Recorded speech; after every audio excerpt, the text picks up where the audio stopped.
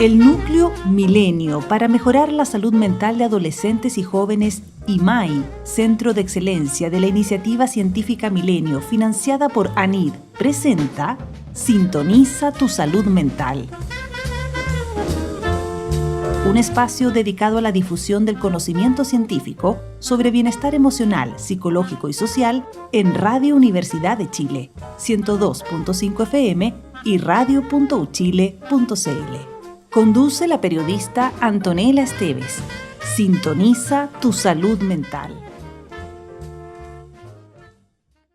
Muy buenas tardes, sean todos, todas y todes bienvenidos a esta nueva edición de Sintoniza tu salud mental. Hemos llegado al programa número 10 de este ciclo en donde estamos trabajando junto al Núcleo Milenio para mejorar la salud mental de adolescentes y jóvenes IMAI y analizando, conversando con sus expertos y expertas y con también personas que están trabajando en el territorio, en distintas comunidades sobre los temas que estamos acá abordando. Hemos estado hablando de espectro TEA, hemos estado hablando de bipolaridad, hemos estado hablando de ideación suicida, hemos estado hablando de un montón de cosas que nos parecen importantes, programas que pueden revisar, por supuesto, en el YouTube de Radio Universidad de Chile y también ponerse al día respecto a lo que hemos estado conversando acá. Y además pueden seguir también las redes sociales del Núcleo Milenio para mejorar la salud mental de adolescentes y jóvenes, que es nm.imhai, tanto en Facebook como en Instagram. Y hoy día vamos a estar hablando de salud mental de estudiantes universitarios. En Chile, más de 1.300.000 jóvenes están estudiando en alguna de las 140 instituciones de educación superior del país. De ellos, 772.000 están cursando en alguna de las 59 universidades en funcionamiento en nuestro país. Es una comunidad importante, es una comunidad influyente, pero además es una comunidad que está viviendo muchísimos cambios. Comentábamos acá que uno como académica, ¿no? Y también que fue estudiante hace no tantísimo tiempo atrás, recuerda que los niveles de exigencias y de cotidianidad con las que uno habitaba su quehacer universitario, a uno le parecían súper normales, y cuando uno pone esas propias exigencias en las generaciones más nuevas, hemos visto cómo, por ejemplo, hace algunos años atrás hubo una movilización muy fuerte de estudiantes de arquitectura diciendo que no era normal no dormir versus algunos de sus profesores y otros arquitectos más grandes diciendo, a ver, pero eso es parte del proceso de armarse como arquitecto. Bueno, ¿qué es lo que consideramos normal? ¿Cuáles son sus efectos? ¿Cómo podemos acompañar quienes hacemos clases, por ejemplo, a nuestro alumnado a habitar o a transitar este momento que sin duda es fundamental, no solamente en la construcción profesional, sino en la construcción de ser identitariamente un adulto, una adulta? De todo eso vamos a estar conversando con Antonio Salinas, psicólogo encargado de salud mental de la Red de Salud Digital de Universidades del Estado, y con Scarlett McGuinty, doctorante de la King's College Londres e investigadora del Núcleo Milenio para mejorar la salud mental de adolescentes y jóvenes, que ya está al otro lado de nuestro Zoom desde Londres. Scarlett, ¿cómo estás? Muy bienvenida. Muy bien, muchas gracias por el espacio de conversar sobre salud mental de estudiantes universitarios, un tema que ha estado en boga últimamente, así que muy feliz de estar con ustedes hoy día. Bueno, Scarlett, nosotros sabemos que tú te estás doctorando en el Servicio de Salud e Investigación Poblacional del Instituto de Psiquiatría, Psicología y Neurociencia del King's College de Londres, justamente en el tema de salud mental y bienestar en universitarios con foco en las desigualdades sociales. Antes de ir a lo que sucede ahí respecto a acceso, respecto a herramientas, hablemos de lo generacional, de esto que yo instalaba al principio y de cómo uno puede decir, yo llevo 17 años haciendo clases. Y para mí ha sido súper evidente cómo en los últimos 5 años el tema de la salud mental se ha hecho muchísimo más visible. Entonces la primera pregunta es, ¿era algo que estaba ahí, pero de lo que no se hablaba en términos de fragilidad, vulnerabilidad, incomodidad, abrume, etcétera, en este momento además tan fundamental para el ser humano que es la adolescencia y la primera juventud, diríamos? ¿O es algo que aparecer y empezó a tener un lenguaje que hizo más cotidiano hablar respecto a ciertas incomodidades y otras consecuencias de este momento tan exigente como puede ser la universidad? Bueno, yo creo que tú apuntas a dos cosas centrales. Uno tiene que ver con que ahora los estudiantes, las y jóvenes pusieron el tema. Y yo creo, no sé si tú has hecho el ejercicio de conversar sobre esto con tu generación, por ejemplo, de saber quizás qué compañeros estaban quizás pasándolo súper mal en generaciones anteriores y uno no lo sabía porque había mucho más estigma de la salud mental. Yo que egresé hace unos 10 años atrás, quizás no es tanto tiempo, pero ya hace 10 años atrás este tema no se hablaba mucho y las personas que, por ejemplo, asistían regularmente a terapia o estaban con dificultades, no lo comunicaban a sus compañeros porque sentían que existía un estigma tan grande que eso podía afectar su carrera, que podían echarlos, evaluarlos mal o simplemente tener problemas con sus pares. Entonces hay un tema primero de que no se hablaba, y que ahora recién hace unos años atrás se empieza esto a conversar, y esto no es un fenómeno solo que pasa en Chile, eso ojo, también la temática de salud mental ha sido algo que los investigadores han puesto mucho más énfasis en los últimos años, porque existe esa percepción de que algo está pasando aquí. Uh-huh. Algo está pasando, que bueno, por un lado no se conversaba antes, ahora sí tenemos las herramientas de atrevernos a conversar, que es un tema súper importante, pero también hay un fenómeno de que hemos visto en los estudios cómo ha aumentado los problemas de salud mental en la juventud actual. Hay varios estudios a nivel internacional que muestran que esta generación sí está teniendo mayor problema de salud mental. Por ejemplo, lo podemos ver con la cantidad de atenciones que se solicitan, también con estudios epidemiológicos a nivel internacional. Entonces sí están pasando algunas cosas que también tienen que ver con algunos elementos estresores que existen hoy en día que antes no existían. Uh-huh. Partiendo de temas súper generales, por ejemplo, el cambio climático. Claro. Ese es un tema que ahora hemos visto que la ecoansiedad, por ejemplo, es un nuevo tema que recién se está conversando y que sí está afectando a los jóvenes, y antes eso no existía simplemente. Todo el fenómeno de las redes sociales. Eso es gigante, o sea, antes como antes las conversaciones eran mucho más de uno a uno, y ahora existe todo este mundo del internet, de las conexiones, donde también es mucho más fácil compararse con otras personas, y eso está bastante estudiado, de que cuando yo me comparo con otros y me siento inferior, eso, por ejemplo, produce más problemas de salud mental. Uh-huh. Entonces, hay algunas cosas generacionales que existen hoy en día, que es importante verlas, pero también hay muchas cosas que estamos recién aprendiendo y entendiendo de por qué esta generación está, por un lado, teniendo más problemas de salud mental, y al mismo tiempo, afortunadamente, estamos muy contentos de que estas cosas se están conversando y que, por lo tanto, podemos lograr encontrar medidas y soluciones para enfrentar en conjunto esta crisis de salud mental que estamos viendo en este tiempo. Ahora, la respuesta que uno tiene, ¿no? Y no sé si te acuerdas cuando pasó esto de arquitectura acá en la Universidad de Chile, ¿cierto? Y los chicos salieron que no dormir no es normal, y otro tipo de cosas. Hay dos tipos de respuesta. Una que fue como, no, estos cabros son de cristal. Como, no aguantan ni una, ¿cierto? Generación de cristal, que no son unos regalones, ¿cierto? Que de verdad no están esforzándose. Es un problema de esfuerzo, ¿cierto? Se dijo en algún momento. Yo tengo la fortuna de que estoy bastante cercana con mis alumnos, y empecé a preguntar, y empecé a mirarlos, ¿no? Y a mirarlas con más detalle, y me di cuenta que la bruma es súper real, que no es una performance, no es flojera. Es que de verdad se sienten, por todo lo contextual que tú señalabas, ¿cierto? Por el hecho de que cuando yo estudié, yo crecí hace 20, cuando yo estudié yo tenía muy claro cuál iba a ser el mundo en el que yo me iba a desempeñar. Nosotros hoy día no sabemos cómo va a ser el mundo en 10 años. Entonces, también, por supuesto, eso tiene consecuencias. Pero lo que a uno le preocupa exactamente es eso. Es que si uno como académica, pensando más que estamos en la radio de la Universidad de Chile, dice, ok, voy a ser mucho más sensible, voy a tratar de ser más flexible, voy a tratar de no ser tan exigente, etcétera.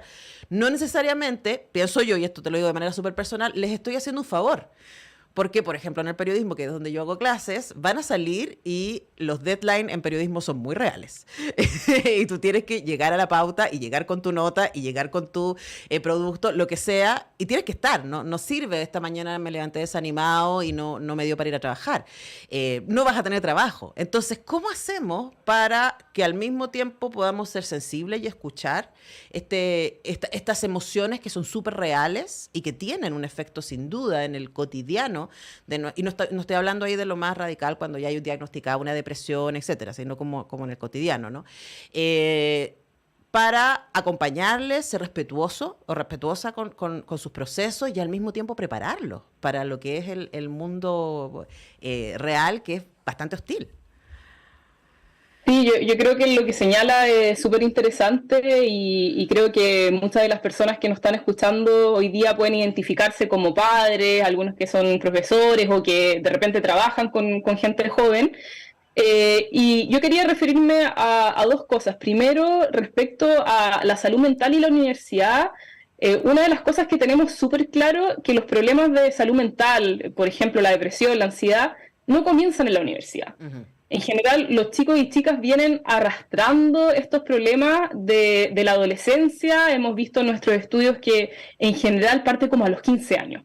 Ese es el promedio de parte de muchos chicos y chicas, incluso ya tienen terapia. O sea, de nuestros estudiantes, un porcentaje muy alto, alrededor de un 40% de los estudiantes, entre un tercio y un 40%, ha tenido terapia alguna vez en la vida. Eso es lo que estamos enfrentándonos hoy en día. Uh-huh. Entonces, que la universidad produce problemas de salud mental es algo que hay que tener mucho cuidado en referirse, porque la universidad puede ser que sí, que efectivamente hay algunas cosas que pasan en la universidad que pueden afectar a algunos estudiantes más que otros, pero también las universidades pueden ser espacios protectores de la salud mental, que es un tema que me gustaría discutir. Entonces, acá la verdad es que lo más importante es cómo tenemos herramientas, cómo tenemos estrategias que sean globales, que puedan acompañar a los estudiantes y que no sea decisión del profesor, mira, voy a ser más simpático con este estudiante que me está contando que tiene un problema. Eso en la cotidianidad puede pasar, pero cómo las universidades están pensando en políticas, en estrategias que ya sean a nivel más global de cómo compatibilizar los horarios, cómo la carga académica es acorde a un nivel de calidad de vida, ¿no es cierto? Cómo también existen programas de apoyo, de que exista, las universidades no tienen que hacerse cargo de lo que es el completo acceso a la atención psicológica y psiquiátrica, pero sí es súper importante que las universidades tengan también algunos programas de acompañamiento para que los estudiantes que están con problemas los podemos detectar a tiempo y que podamos acompañarlos y que el tema al final no sea, bueno, si como profesor le doy un plazo más o no, sino cómo del principio acompaño a ese estudiante para que desarrolle habilidades y estrategias que le permitan poder compatibilizar, ¿no es cierto?, una preparación a la vida profesional, cómo después poder ingresar e insertarse correctamente y a la vida laboral, ¿no es cierto? Entonces, yo creo que a mí me gusta más pensarlo como algo más sistémico. Uh-huh. Y darle énfasis que las universidades en muchos puntos pueden ser puede ser un espacio protector de la salud mental. Uh-huh. Y no siempre hay que pensarlo como riesgo o que produce problemas de salud mental. Sí, bueno, conversamos con Scarlett McGuinty, investigadora joven del IMHAI, que además está desarrollando su tesis de doctorado en el Servicio de Salud e Investigación Poblacional del Instituto de Psiquiatría, Psicología y Neurociencia del King's College de Londres. Desde allá se conecta con nosotros en el tema de salud mental y bienestar en universitarios, con foco en las desigualdades sociales. Y vamos a eso, ¿no? Porque tú acabas de decir que hay un porcentaje súper importante de estudiantado que llega a la universidad ya con terapia. O que en algún momento de su vida tuvo terapia. Pero sabemos que en un país como Chile, tener terapia, no solamente una consulta psicológica, tener terapia está muy definido por el acceso, ¿cierto? Que está definido muy por la clase social. Entonces, preguntarte las desigualdades sociales, qué efectos, que es tu área de investigación, están teniendo en el desempeño y en el habitar amable o no que pueden tener el alumnado en su época universitaria. Bueno, justamente una de las cosas que estamos ahora estudiando con el Núcleo Milenio tiene que ver cuáles son estos factores protectores y de riesgo que tienen que ver con desigualdades sociales en la salud mental. Y como tú bien dices, una de las cosas que sabemos es que los estudiantes que tienen más ingresos, por ejemplo, que lo que hemos visto, que los y las estudiantes que vienen de colegios privados, tienen menos problemas de salud mental y más acceso a terapia. Y eso es súper claro. Entonces, una de las cosas que hemos visto también es cómo podemos tener también algunos que son factores protectores de la salud mental. Y en eso hay que pensarlo bien ampliamente. Entonces, un punto súper importante tiene que ver con el acceso a terapias.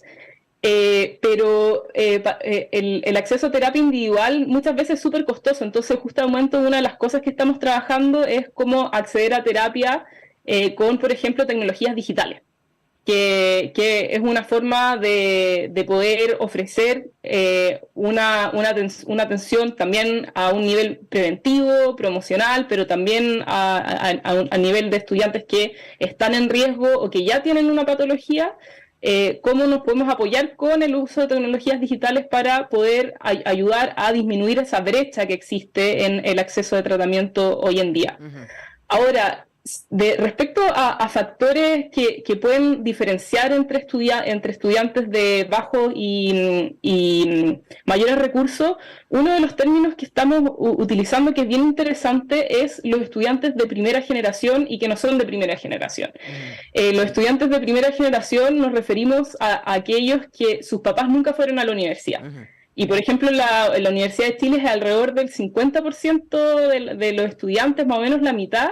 Es muy interesante que sus papás no fueron a la universidad. ¿Y por qué esto es importante? Porque la educación de los padres es un factor predictor importante de desigualdades, y porque también cuando tuve papás que fueron a la universidad van a entender mucho mejor cuáles son las presiones que tengo, que por ejemplo tengo que dedicar un trabajo y no puedo trabajar o no puedo dedicarme a tareas del hogar.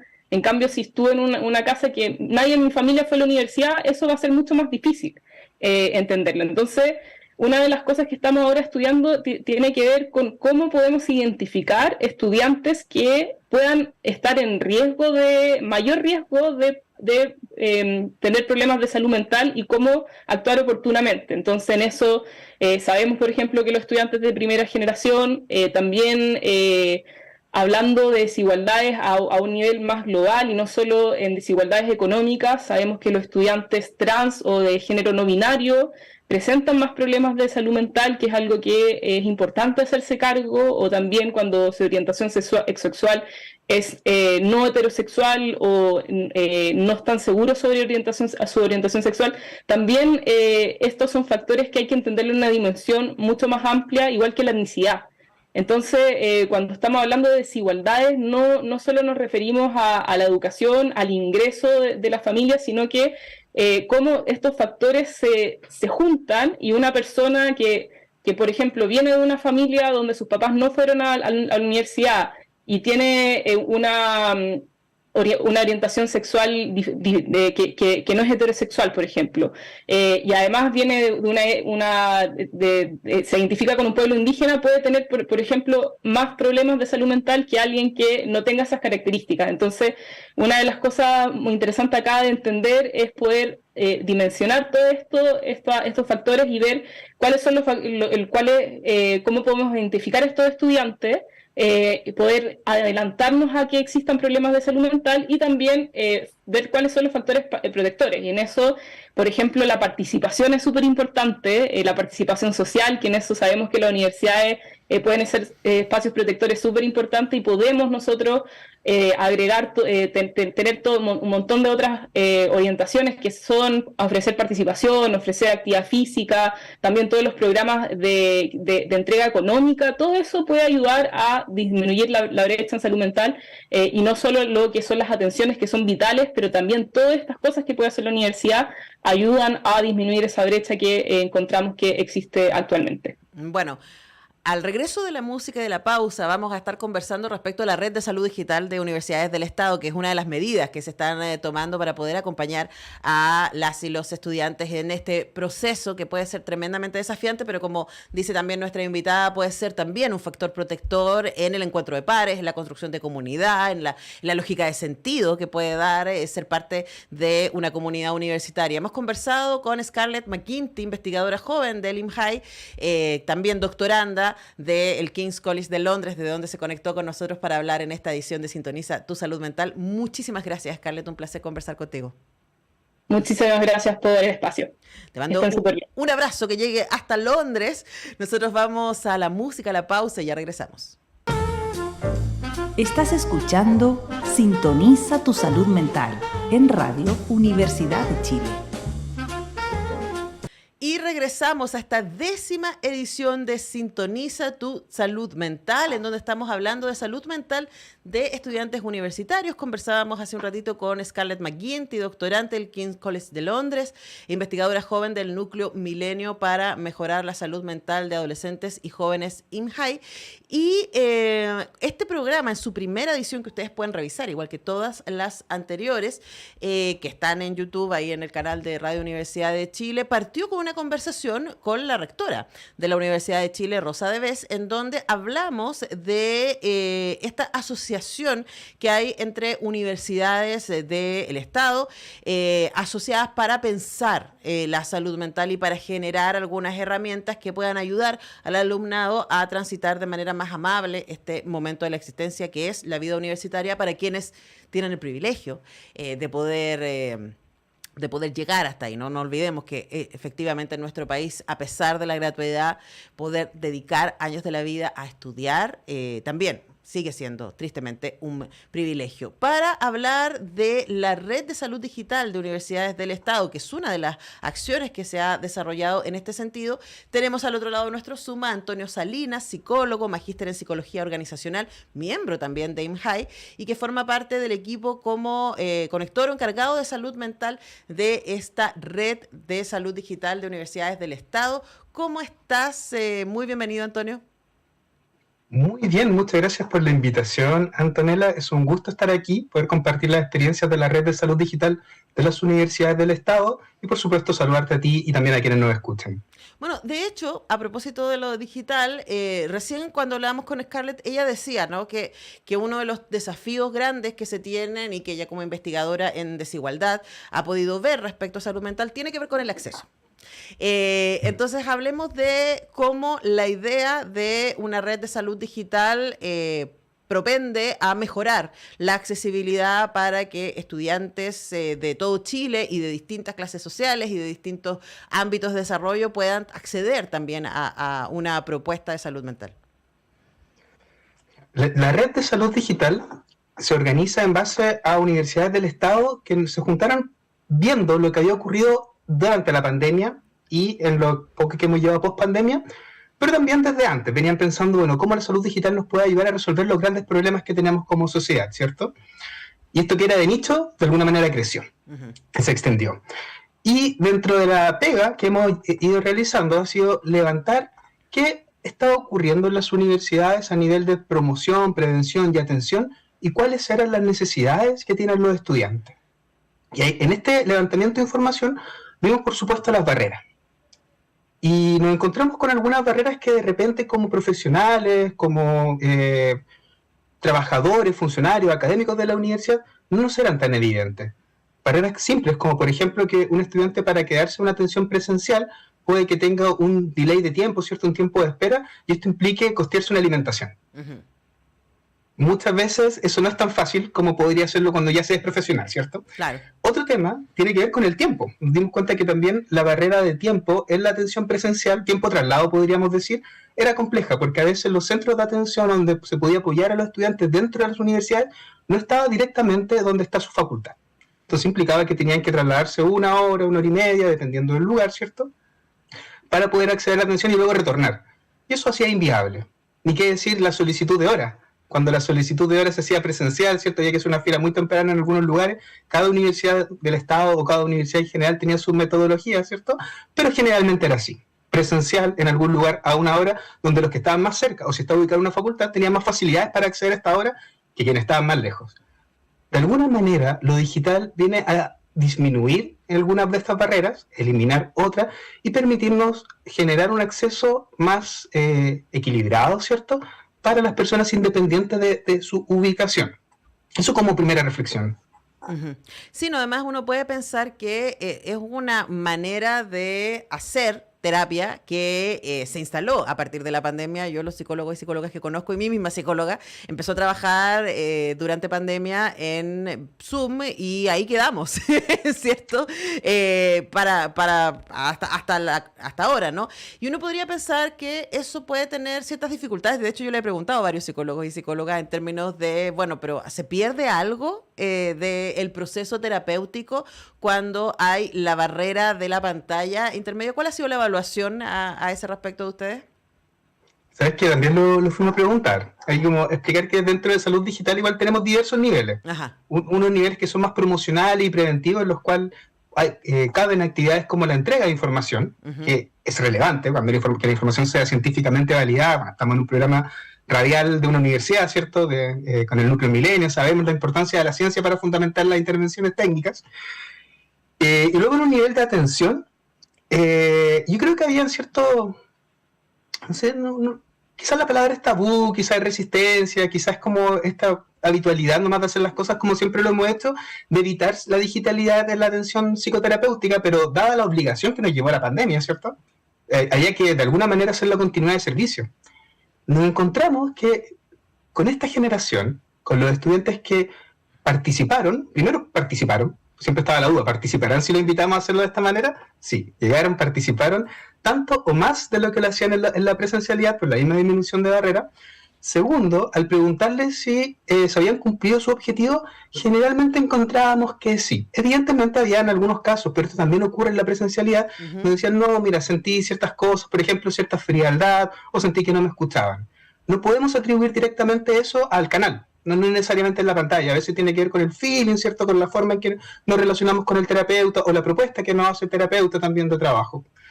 Entonces, pareciera ser que con los mecanismos adecuados, con la infraestructura adecuada, ¿cierto? Porque si nos cayera el internet en este momento, nuestra conversación perdería intensidad, perdería el ritmo.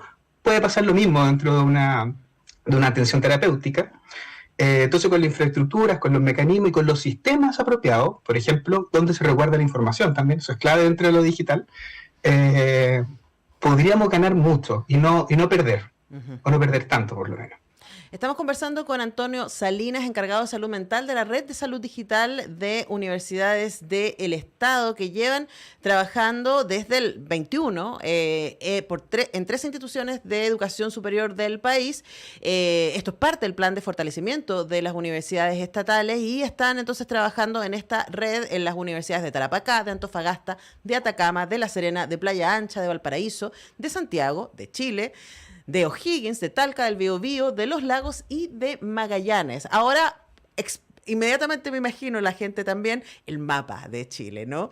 Y junto a ese mapa aparece una tremenda diversidad territorial y también de maneras de habitar. Y aunque ustedes han levantado información que señala que 1 de cada 3 jóvenes que consultan los servicios de salud mental en estas universidades reconocen tener ansiedad y 1 de cada 5 síntomas de depresión, me imagino que, como conversábamos con Scarlett recién, hay algunas situaciones contextuales que pueden tener que ver con el acceso. Aquí ya estamos hablando del acceso territorial directo, ¿no?, con las posibilidades de llegar a la universidad, con estar lejos de la familia en muchos casos también, etcétera, pueden tener una influencia. ¿Cómo han evaluado esa diversidad en la demanda de la red de salud digital? Sí, agregar además que a contar del año 2023 se sumó una nueva universidad, y la Universidad Arturo Prat de Iquique también se incorpora a esta red de salud digital de la Universidad del Estado. Así es, hemos ido creciendo. Hemos visto que efectivamente hay determinantes sociales, entendido esto como características de ciertos lugares, de ciertas culturas que impactan en la salud mental. Por ejemplo, y siendo como hablando de lo local, a la Universidad de Chile llegan muchos estudiantes que vienen de fuera. Y esto tiene algunas consecuencias inmediatas, como el desarraigo de la familia, la necesidad de por ejemplo, un factor de estrés adicional, encontrar arriendo. Encontrar arriendo en Santiago no es nada fácil para los estudiantes. También puede ser que en este traslado pierdan la conexión con redes de salud si es que tenían atenciones previas. Uh-huh. Y nuevamente la fuerza de lo digital, que nos permitiría mantener cierta continuidad, ¿cierto? Otro elemento que se ha visto en la red tiene que ver con la provisión de servicios de especialistas. Y una oportunidad que encontramos en lo digital es que las regiones más lejanas del centro tienden a carecer de especialistas de salud mental, particularmente de psiquiatras. Entonces es muy complejo poder acceder a esta atención, incluso teniendo cierto financiamiento para ello. Básicamente no hay personal disponible. Entonces estamos teniendo las conversaciones para que a través de este espacio de red, ¿cierto?, se faciliten estos contactos de trabajo y este acceso para que quienes lo requieran puedan tener esta atención de especialidad muy necesaria en algunos momentos, ¿cierto? Uh-huh. Ahora, hay en esta diversidad también, como decía, algunos temas que son comunes y frente a esos temas, tú señalabas más temprano, Antonio, hay una multipropuesta que tiene la Red de Salud Mental Digital, ¿no? Desde la cosa más informativa hasta llegar derechamente a consultas, ¿cierto? Y terapias quizás más con más sostenibilidad a largo plazo. Esto en un contexto de desinformación y de mucha ansiedad general, tanto desde la ecoansiedad, tema que tocamos acá en el programa, pueden revisarlo ahí en YouTube, hasta lo que está pasando en nuestro país con el proceso constituyente, con el discurso de los medios, inseguridad, guerra, etcétera, cierto, migración y todas estas cosas bien horrorosas que nos vende la tele. Pensemos en cómo todo eso, de alguna manera también, tiene una influencia potente en la mirada del mundo, la percepción que tienen las y los jóvenes respecto a su habitar y a su posible futuro desempeño profesional. ¿Cómo como red pueden acompañarles y hacerse cargo también de esta constante desinformación en la que viven, la que vivimos? Sí, claro, en la que vivimos, de hecho, es como trending topic, ¿no? La desinformación constante.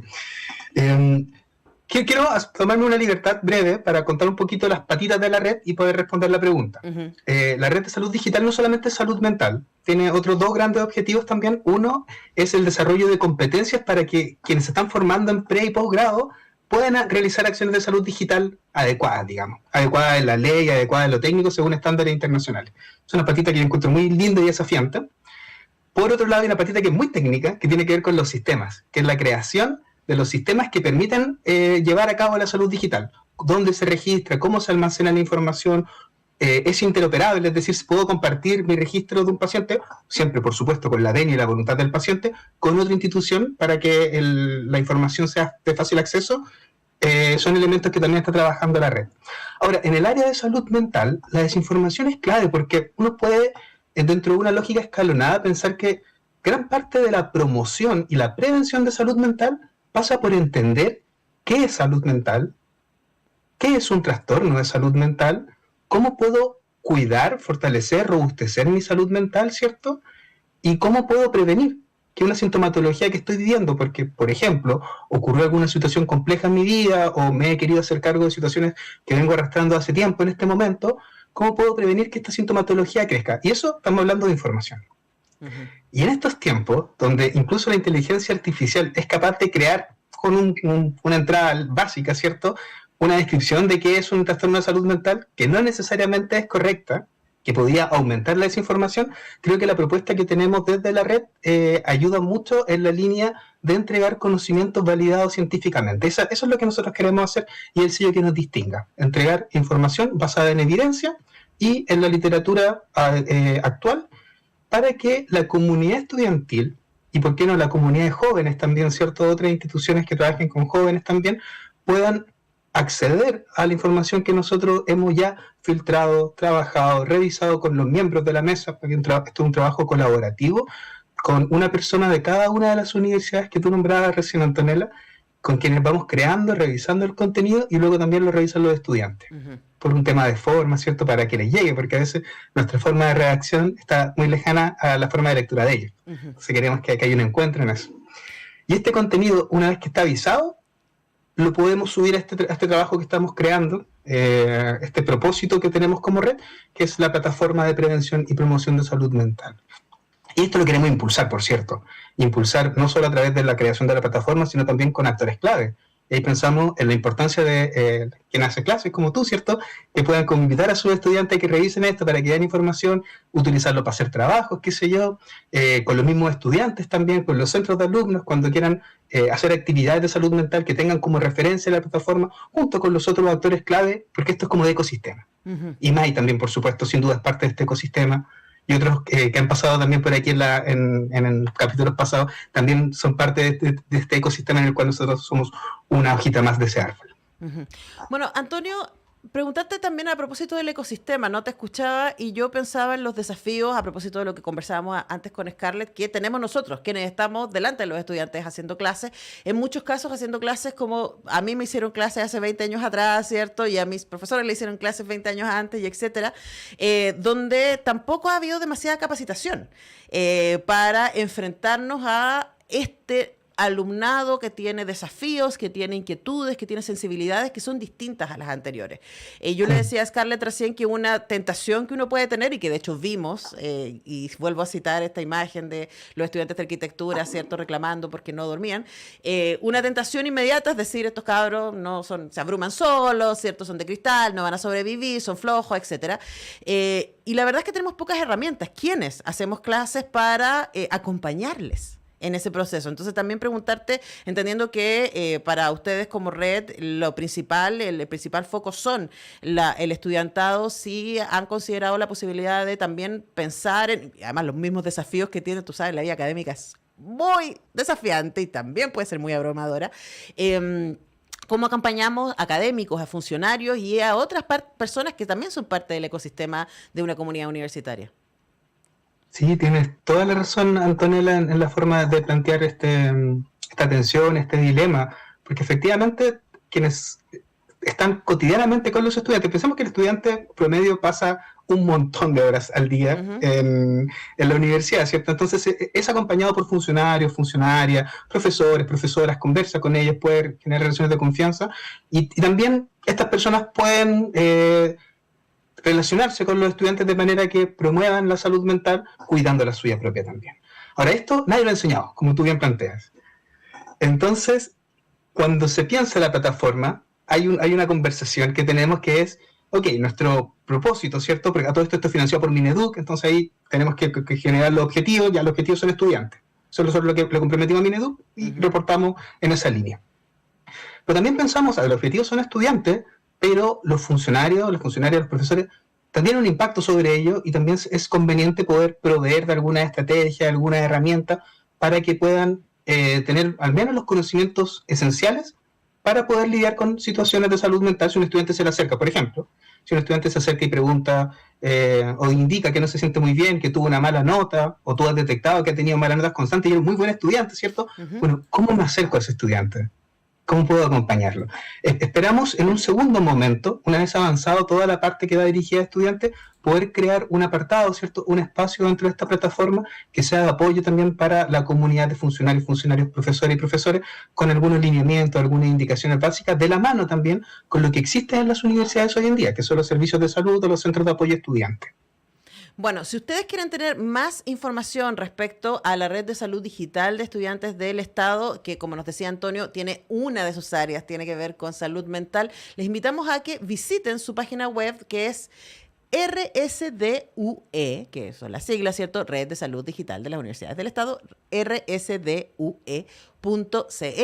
Ahí hay una explicación de quiénes son, también lo que han hecho, las mesas de trabajo, las publicaciones y también todo lo que tiene que ver con sus redes y cómo pueden vincularse y acceder a estos contenidos desde aquello que es informativo hasta aquello que va más, en el caso de salud mental, en la línea terapéutica. Así que tienen toda la información en rsdue.cl.